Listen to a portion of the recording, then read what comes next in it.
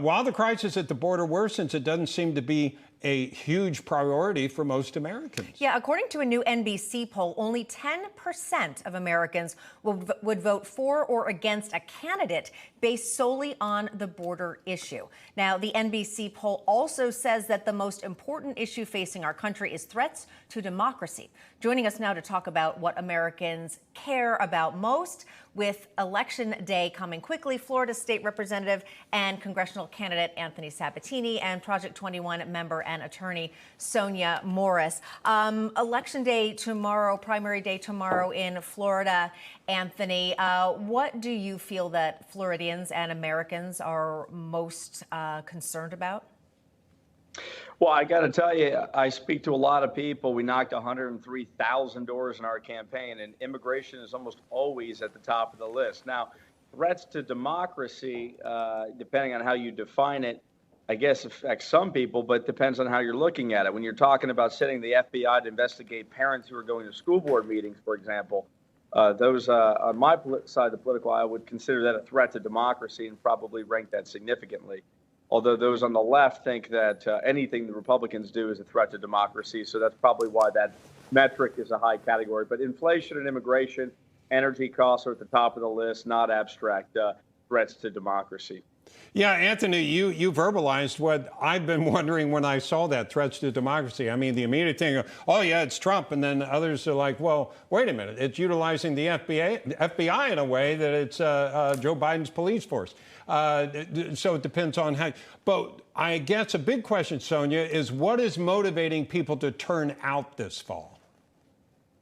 Well, what's going on in the country in terms of people are really feeling the pinch, and more than a pinch in their pocketbooks. We have crime an all-time high. So these are things that are important to the American family. And we have not only crime, but we saw that piece about the fentanyl is not just at the border. These things are making their way into the major part of the United States. So we have these things that are going on that people are feeling them at the micro level. So when they talk about the threats to democracy, I agree with Anthony that when people are being threatened by speaking out at school board meetings and the government being using, weaponizing the agencies in order to harass conservatives, I can see how that poll can be skewed, but it really depends on what side of the aisle you're on.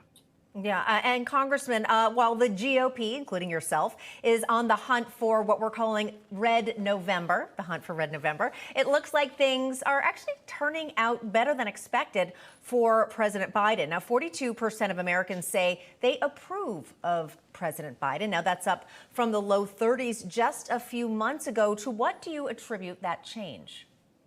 Well, I think really a lot of it has to do with the mainstream media, just sort of heightening their coverage of things that they think could skew polls. And we always see these skewed polls. I mean, in 2020, we saw in Wisconsin and in Maine, polls that are off by 15, 18 points in the Susan Collins race. And also with Trump's polling in Wisconsin was off 15 points. And this is generally what you see going as you get closer to the election. You start to see these scare polls and polls that are meant to motivate people on their side of the aisle. So they think, hey, you know what, all we have to do is show up and we can continue to have the Biden regime in power. So I don't attribute too much to it other than just heightened mainstream media attention.